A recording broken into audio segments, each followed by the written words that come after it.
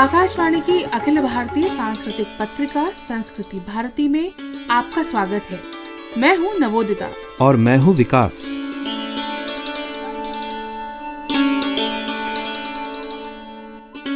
संस्कृति वही जो जोड़ती है, जगाती है और जन से जन का सेतु बन जाती है।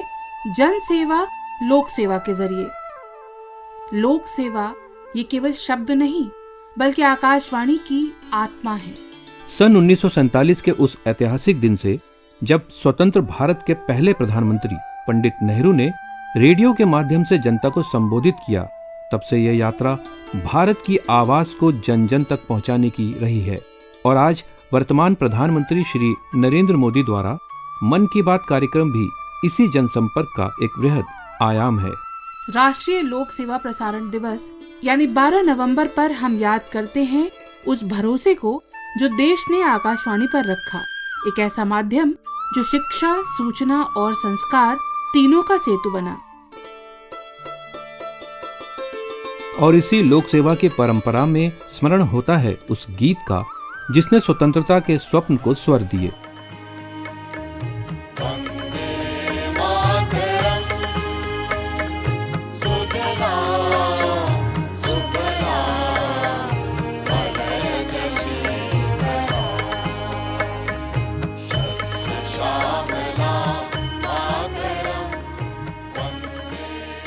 बीते 7 नवंबर यानी कल ही हमने वंदे मातरम के 150 वर्ष पूरे किए। 1875 में बंकिम चंद्र चट्टोपाध्याय के कलम से निकला वो गीत जो धीरे धीरे जन आंदोलन की आत्मा बन गया। वंदे मातरम केवल एक नारा नहीं बल्कि एक राष्ट्रीय अनुभूति है। आजादी की लड़ाई का शायद ही ऐसा कोई अध्याय होगा जिससे वंदे मातरम किसी न किसी रूप से जुड़ा नहीं था। 1896 में गुरुदेव रवींद्रनाथ ठाकुर ने कोलकाता अधिवेशन में वंदे मातरम गाया। 1905 में बंगाल का विभाजन हुआ, लेकिन वंदे मातरम उन मंसूबों के आगे चट्टान बनकर के खड़ा हो गया। कितने ही क्रांतिकारियों ने फांसी के तख्त पर खड़े होकर भी वंदे मातरम बोला। जो नारा, जो संकल्प, जो गीत हर जबान पर था, जो गीत हर स्वर में था, वो था वंदे मातरम।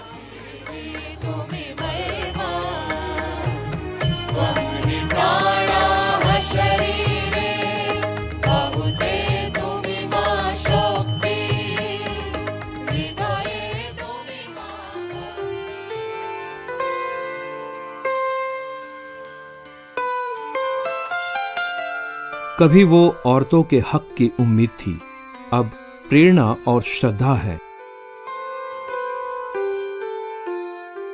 रामेश्वरी नेहरू स्वाधीनता, शिक्षा और समाज सुधार की वो आवाज जिसने स्त्री को सार्वजनिक जीवन में कदम रखने की हिम्मत दी। आज ही के दिन लगभग 60 साल पहले हमने उन्हें खो दिया था। ऑल इंडिया वुमेन्स कॉन्फ्रेंस की 15वीं अध्यक्ष के रूप में महिलाओं की शिक्षा, समानता और अधिकारों के लिए कई महत्वपूर्ण पहल उन्होंने की। इस बारे में हम और जानेंगे AIWC की वर्तमान अध्यक्ष कल्याणी राज से।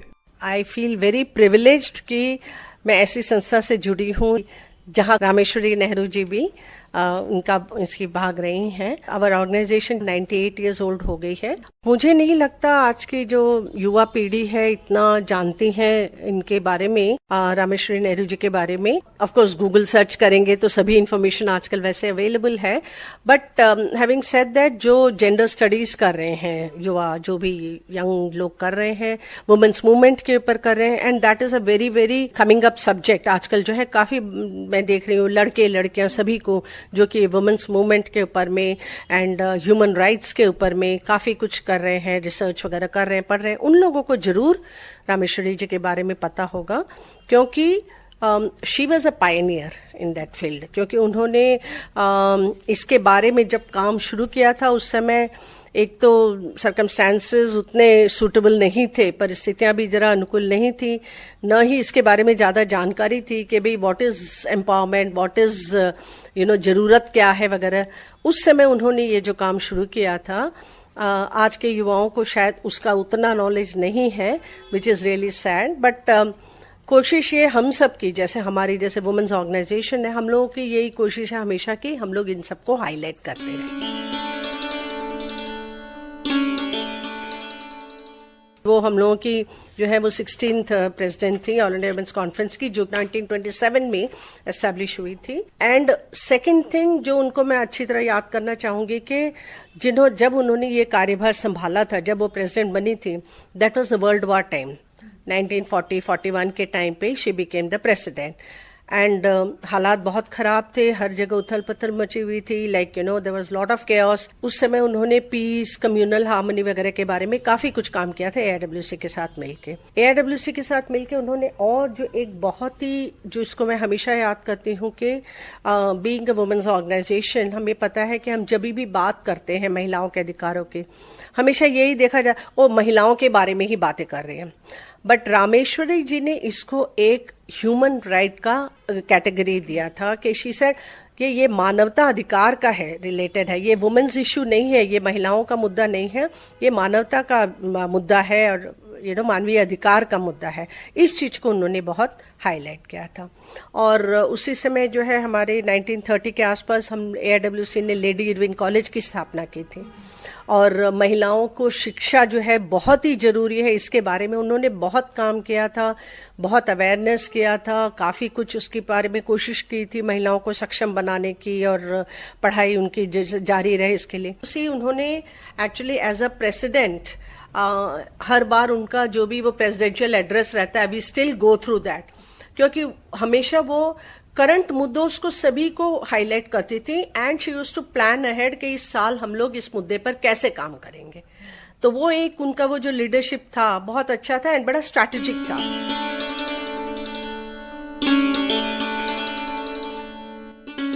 रामेश्वरी नेहरू न केवल एक समाज सेविका थी, बल्कि एक सशक्त लेखिका और संपादक भी थी। उन्होंने स्त्री दर्पण नामक हिंदी पत्रिका का संपादन किया, जो महिलाओं की आवाज और उनके अधिकारों का माध्यम बनी। पत्रकार और संस्कृति कर्मी विमल कुमार कहते हैं, रामेश्वरी नेहरू की चर्चा कर रहे हैं तो हमें पहले ये जान लेना चाहिए वो न केवल साहित्य से जुड़ी रहीं बल्कि पत्रकारिता से भी जुड़ी रहीं, और उनका एक लंबा सार्वजनिक जीवन था। मोतीलाल नेहरू के भतीजे ब्रिजलाल नेहरू से उनकी शादी हुई थी, 16 साल की उम्र में शादी हुई थी, और 1909 से लेकर 1925 तक वो इलाहाबाद से निकलने वाली पत्रिका स्त्री दर्पण की संपादक थी।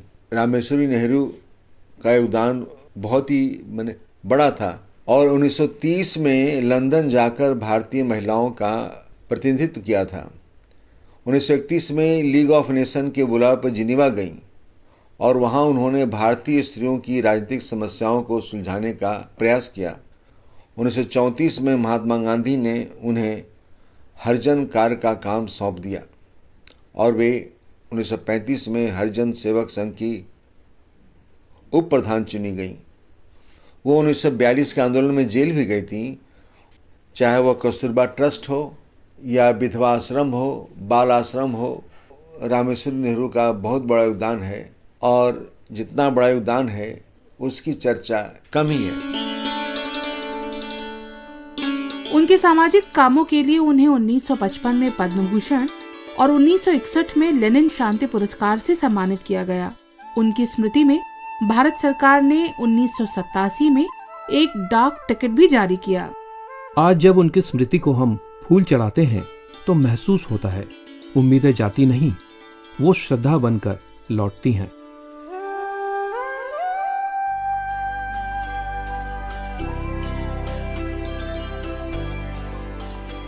श्रद्धा की इस भूमि से अब बढ़ते हैं एक और संवाद की ओर, जहां संस्कृति मिलती है सहयोग से और व्यापार बनता है सांस्कृतिक संवाद का माध्यम। 14 से 27 नवंबर के बीच दिल्ली में सजेगा वो मेला जहां परंपरा, संस्कृति और प्रगति साथ साथ चलते हैं। इंडिया इंटरनेशनल ट्रेड फेयर केवल व्यापार का नहीं बल्कि विचारों और संस्कृतियों के मिलन का भी उत्सव है। हमारे साथ हैं ITPO के एग्जीक्यूटिव डायरेक्टर श्री प्रेमजीत लाल, जो बता रहे हैं इस बार के मेले की थीम और विशेषताएं। इनसे बात की हमारे साथी श्रीनाथ दीक्षित ने। सुनते हैं रंग, राग और रिश्ते। प्रेमजीत लाल जी, आपका बहुत बहुत स्वागत है हमारे इस कार्यक्रम में। नमस्कार। एक प्रश्न मेरे दिमाग में भी आ रहा है और हमारे जो श्रोता हैं वो भी जरूर जानना चाहेंगे। जो ITPO है, इंडिया ट्रेड प्रमोशन ऑर्गेनाइजेशन है, ये कितना पुराना है, इसके इतिहास पर अगर थोड़ी सी रोशनी डालें। जहाँ तक ITPO की बात है, ITPO तो 1992 में शुरू हुआ। इनमें दो डिफरेंट ऑर्गेनाइजेशन, दो अलग अलग ऑर्गेनाइजेशन को मिलाया गया था, इंडिया ट्रेड प्रमोशन अथॉरिटी और इंडिया डेवलपमेंट अथॉरिटी। और उससे पहले इंडिया प्रमोशन अथॉरिटी 1976 में बनी थी, जिसमें 3 अलग अलग इकाइयों को मिला के उसे बनाया गया था। तो ये संस्था हमारी नॉन प्रॉफिट ऑर्गेनाइजेशन है। सेक्शन 25 के तहत हमने इसे पंजीकृत किया हुआ है और ये बहुत सारे उद्योगों को हम कैसे विकसित कर सकते हैं, कैसे उनको प्लेटफॉर्म दे सकते हैं, कैसे हम निर्यात को बढ़ा सकते हैं, कैसे उद्योग को बढ़ा सकते हैं, इन सब की तरफ एक हमारा प्रयास रहता है और उसके लिए इस संस्था का हम विभिन्न कार्यों के लिए उपयोग करते रहते हैं। पिछले 1992 से ये इस दिशा में काम करी। तो जैसे प्रेमजीत जी, ITPO के द्वारा आयोजित किया जाने वाला IATF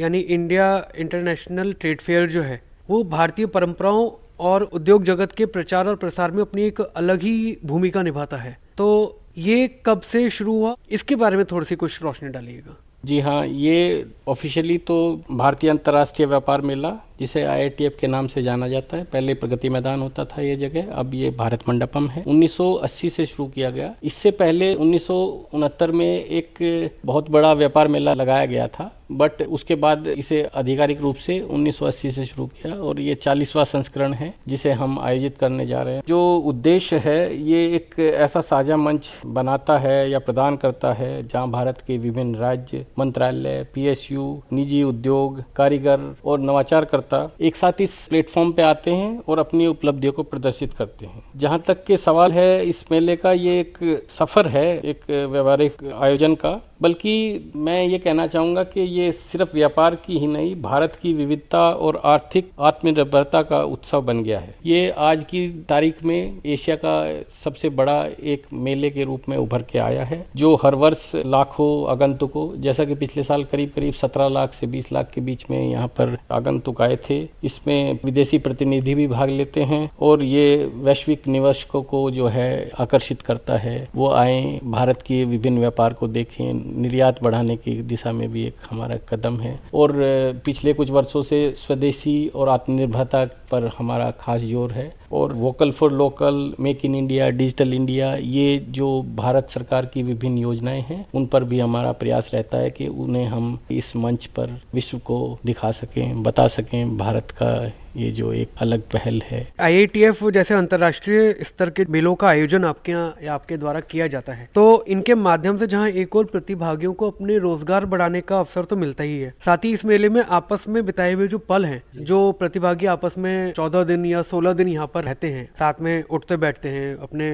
स्टॉल्स लगाते हैं, अपने अपने प्रोडक्ट्स को डिस्प्ले करते हैं, तो ऐसे में अपने जो उनके उत्पाद हैं उनकी बिक्री के अलावा जो सांस्कृतिक और पारंपरिक आदान प्रदान होता है संस्कृतियों का, एक दूसरे को जानने का अवसर इसमें मिलता है, तो उसके बारे में आप क्या कहना चाहेंगे? ये बिल्कुल सही कहा आपने। IATF सिर्फ एक व्यापार का या उससे संबंधित चीज़ों का ही मेला नहीं है, ये एक उत्सव है, या ये कहें कि भारत की आत्मा का, सोल ऑफ इंडिया का एक सेलिब्रेशन है, उत्सव है, जिसमें हम भारत की विभिन्न सांस्कृतिक और पारंपरिक जो भी कलाएं हैं, नृत्य हैं और परंपराएं हैं, उनका भी बहुत ऊंचे तौर पर प्रदर्शन करते हैं। यहाँ पर हमारे कुछ एम्पी थिएटर हैं, कुछ और भी नृत्य के लिए हम विभिन्न स्टेज बनाते हैं, तो उनमें 40 से 50 करीब अलग अलग कार्यक्रम हम रखते हैं। जैसे कि हमारे 3,500 से ज़्यादा स्टॉल हैं, उनमें प्रतिभागी आएंगे और उनके अलावा 1 लाख से ज़्यादा हर दिन विभिन्न आगंतुक होते हैं, दर्शक होते हैं, तो उनको भारत की परंपरा, संस्कृति और कला को जीवंत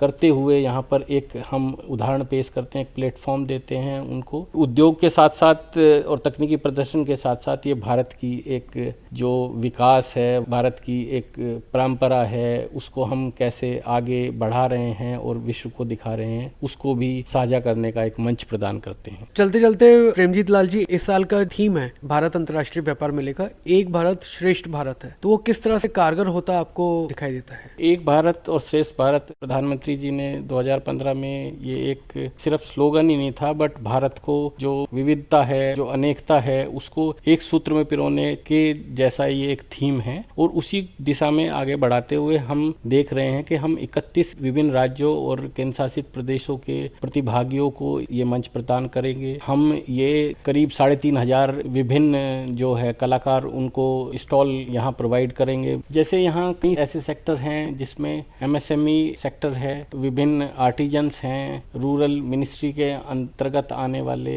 काफी सारे ऐसे उद्यमी हैं जिनका प्रदर्शन यहाँ पर सरस नाम से स्टॉल लगाए जाते थे। इस वर्ष भी हम 8 और 9 नंबर हॉल में ये स्टॉल लगा रहे हैं और हॉल 6 में एमएसएमई सेक्टर के काफी सारे स्टॉल्स लग रहे हैं। उसमें खादी और जूट और बाकी जो पारंपरिक हमारी उत्पाद होते हैं उनके लिए भी बढ़ावा दिया जा रहा है। हस्तशिल्प का, हस्तकला का, जो एक आर्टिजन्स होते थे वो अपने तक ही सीमित रह जाते थे, अपने प्रदेश तक, अपने गांव तक। अब उन्हें एक विश्व स्तरीय हम मंच प्रदान कर रहे हैं जहां से वो अपने लोकल प्रोडक्ट्स को भी जो है बाहर तक पहुंचा सकते हैं और लोकल प्रोडक्ट्स को न केवल बाहर तक बट भारत में भी प्रचार प्रसार करके उनका और आगे तक बढ़ा सकते हैं। तो वो एक मंच उन जो पिरामिड के सबसे आखिरी व्यक्ति को हम प्रदान कर रहे हैं, ये अपने आप में एक अच्छा कदम है और पीछे भी करते आए हैं और इस साल भी हम उसको बहुत बढ़ चढ़कर उसका मतलब प्रदर्शन करेंगे। तो ये एक मंच, एक भारत श्रेष्ठ भारत, भारत के विभिन्न कोनों से आए हुए उत्पादों और व्यक्तियों को हम मंच प्रदान करके उसी को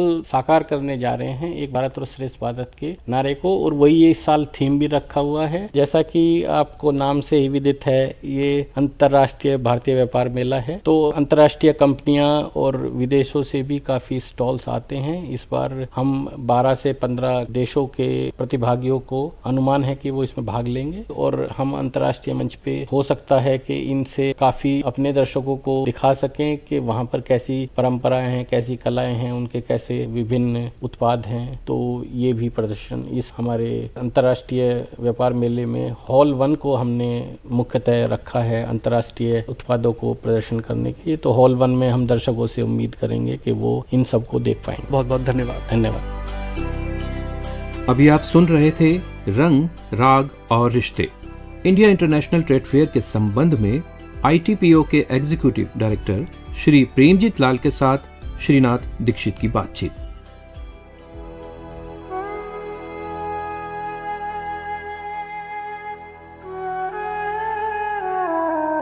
पीयूष पांडे, भारतीय विज्ञापन जगत का वो चेहरा जिसने शब्दों को इंसानियत दी। बीते दिनों पीयूष ने इस दुनिया फानी को अलविदा कह दिया। हर लफ्ज कुछ कहता है और पीयूष पांडे के शब्दों ने हमेशा यही किया, भावनाओं को पहचान दी, ब्रांड को संस्कृति का हिस्सा बना दिया। उन्हें याद कर रहे हैं कौशिक भट्टाचार्य, जो कभी उनके सहकर्मी भी रहे हैं। मुझे इस बात की बहुत दुख है कि पीयूष साहब हमारे बीच नहीं रहे, और अगर मैं अपने आप को आज इस जगह पे देखूं तो उनके पीछे भी पीयूष साहब का बहुत बड़ा हाथ है। मैं इंटरनेशनल स्टेज पे भी काम किया हूं और मेरी खुशकिस्मत ये रही है कि मेरा उनसे 2 बार मुलाकात हुआ है और मैं कह सकता हूँ कि वो लाइफ चेंजिंग एक्सपीरियंस है कि एक छोटा सा सोच, एक सिंपल आइडिया को वो इतना एक्सपेंसिव बना देते थे चुटकियों में बेसिकली, कि वो जिन्हें उनसे नहीं मिला है उनके लिए समझना बहुत डिफिकल्ट है कि complex multi market consumer insight driven idea को वो इतनी सिंपल तरीके से बता सकते थे। ये उनकी खूबी थी। आज वो हमारे बीच नहीं रहे, बट मैं ये कहना चाहूंगा कि उन्होंने हम लोग को जो सिखाया है, जो लेसन्स दिए हैं एडवर्टाइजिंग के, एज ए क्रिएटिव गाय जो 26 साल से ज्यादा इस इंडस्ट्री में है, मेरे लिए आज के दिन भी उनका वो सिंपल सोच का जो इंटरप्रिटेशन है वो बहुत बहुत इम्पॉर्टेंट है। कि हमेशा किसी भी मार्केटिंग प्रॉब्लम या क्लाइंट ब्रीफ को बहुत सिंपल और साधारण रूप से उसको देखो, क्योंकि उनके जो भी एडवर्टाइजिंग सॉल्यूशंस रहे हैं, जो भी कैंपेन आप देख लो, हर एक कैंपेन के पीछे एक कहानी है। वो कहते थे कि कहानी ढूंढो, तुम्हें किरदार मिल ही जाएंगे, और जब तुम्हें किरदार मिल जाएंगे तो तुम्हारे कैंपेन को कोई नहीं रोक सकता। तो यही श्री पीयूष पांडे जी हम लोग को सिखा के गए हैं, और हम इसी उम्मीद पे है कि हम भी जब तक है इस इंडस्ट्री में कि उनकी जो लेसन है हम भी इम्पार्ट करते रहे। और ये है अभिषेक गुप्ता, इन्हें भी पीयूष के साथ काम करने का मौका मिला है। पीयूष पांडे जी के बारे में क्या कहा जाए, जितना कहा जाए उतना कम है। पीयूष हमेशा कहा करते थे कि ऑडियंस के लिए ऐड बनाओ, और पीयूष के हर ऐड में वो दिखता है। पीयूष को इंडियननेस बड़ा पसंद था, पीयूष को ग्राउंडेड ह्यूमर बड़ा पसंद था, पीयूष को धरती से जुड़ी बातें बहुत पसंद हैं। पीयूष की जो सबसे बड़ी क्वालिटी है, आई थिंक उनका जो उनका गिफ्ट है टू इंडियन एडवर्टाइजिंग, जिस तरह से वो इंडियन इनसाइट्स के बारे में सोचते हैं, जिस तरह से वो इंडियन कल्चर के बारे में सोचते हैं। पोलियो कैंपेन देख लो, जिस तरीके से पीयूष बात करते हैं बात दिल को छू जाती है, जिस तरह से पीयूष बात करते हैं बात याद रहती है, जिस तरह से पीयूष बात करते हैं बात क्लटर से बाहर निकल के आती है। तो पीयूष से सीखने के लिए बहुत कुछ है। दूसरा मेरे को लगता है कि आप पीयूष का काम जितनी बारी आप खुद से देखोगे, आप हर बारी एडवर्टाइजिंग के बारे में, कम्युनिकेशन इंडस्ट्री के बारे में, कम्युनिकेशन के बारे में कुछ नया सीखोगे। एंड लास्टली पीयूष का जो एक बहुत बड़ा योगदान है कि उन्होंने इंडियन एडवर्टाइजिंग को ग्लोबल बनाया। बहुत सारे लोग हैं जिन्होंने ग्लोबल आइडियाज इम्बाइब करे हैं। पीयूष की जो एक बहुत बड़ी क्वालिटी है, उन्होंने इंडियन एडवर्टाइजिंग को ग्लोबल बनाया। Piyush has of course one countless global awards, but उनका जो एडवर्टाइजिंग का उनका जो तरीका था, उनका जो अप्रोच था, वो हमेशा इतना इंडियननेस में बधा हुआ था, वो हमेशा इतने इंडियन इनसाइट से आते थे, वो हमेशा इतने सारे इंडियन ट्रूथ्स से आते थे। Not just people who are in advertising, but जो भी है कम्युनिकेशन इंडस्ट्री में या जो भी है इंडिया में, मेरे ख्याल से उन सबको पीयूष के काम ने कभी ना कभी जरूर से टच किया होगा। हर लफ्ज कुछ कहता है। भारतीय विज्ञापन जगत के दिग्गज दिवंगत पीयूष पांडे को हमारी विनम्र श्रद्धांजलि।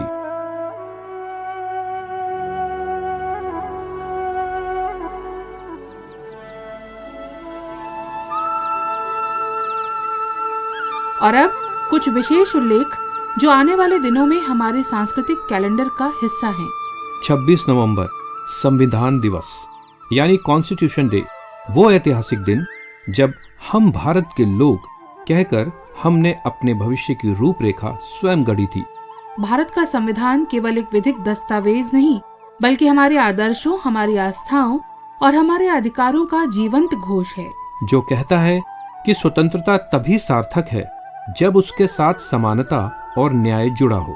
डॉक्टर भीमराव अंबेडकर की अध्यक्षता में संविधान सभा के सदस्यों ने बड़ी सूझबूझ और दूरदृष्टि से ऐसा संविधान रचा जो आज भी विश्व में सबसे व्यापक और समावेशी माना जाता है।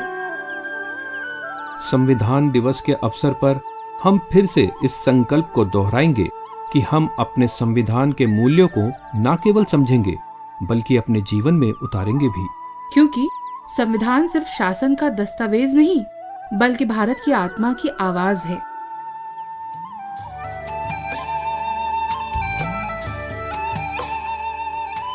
भारत की महान सांगीतिक परंपरा उसी आत्मा का एक अभिन्न अंश है और आकाशवाणी संगीत सम्मेलन इसी अंश का एक प्रेमिल प्रदर्शन। भारतीय संगीत जो नाद, लय और भाव का वो संगम है जिसने युगों से इस देश की आत्मा को सुरों में बांधा है। इसी संगम को साकार रूप देता है हमारा आकाशवाणी संगीत सम्मेलन। प्रसार भारती, सूचना और प्रसारण मंत्रालय के सहयोग से देश भर में आयोजित ये सम्मेलन भारतीय संगीत की अनश्वर परंपरा का वो उत्सव है जो हर वर्ष कलाकारों और श्रोताओं दोनों के लिए एक तीर्थ बन जाता है। 1954 में प्रारंभ हुआ आकाशवाणी संगीत सम्मेलन कोविड-19 के कारण कुछ वर्षों के अंतराल के बाद इस साल नए उत्साह के साथ लौट रहा है। इस वर्ष 2025 का सम्मेलन 2 नवंबर को आरंभ हो चुका है और 29 नवंबर तक देश भर के 24 आकाशवाणी केंद्रों में आयोजित होगा। हर केंद्र पर 2 सत्र होंगे, एक भारतीय शास्त्रीय संगीत को समर्पित और दूसरा सुगम या लोक संगीत के लिए। जबकि पणजी और शिलांग में इस बार पाश्चात्य शास्त्रीय प्रस्तुतियां होंगी, भारत की विविध सांगीतिक विरासत को सहेजती और बिखेरती हुई। भारतीय संगीत जगत के लोकप्रिय शीर्ष कलाकार इसका हिस्सा बन रहे हैं। सभी कार्यक्रमों में प्रवेश निशुल्क रहेगा और आमंत्रण पत्र आकाशवाणी केंद्रों पर उपलब्ध होंगे। और जो श्रोता इन प्रस्तुतियों को प्रत्यक्ष नहीं देख सुन पाए, निराश न हो। सम्मेलन की सभी रिकॉर्डिंग्स का प्रसारण 26 दिसंबर 2025 से 23 जनवरी 2026 तक प्रतिदिन रात 10 बजे से 11 बजे तक आकाशवाणी नेटवर्क पर खास आपके लिए होगा।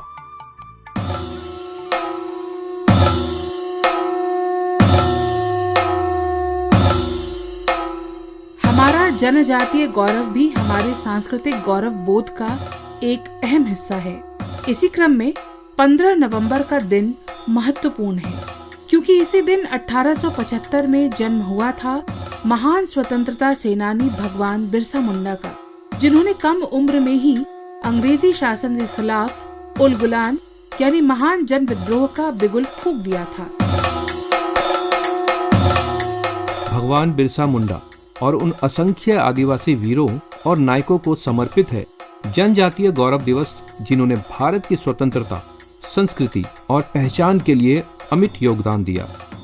ये दिवस भारत की उस सांस्कृतिक धारा को हमारा प्रणाम है जो प्रकृति के प्रति श्रद्धा, सामुदायिकता और धरती से गहरे जुड़ाव की भावना को जीवित रखती है।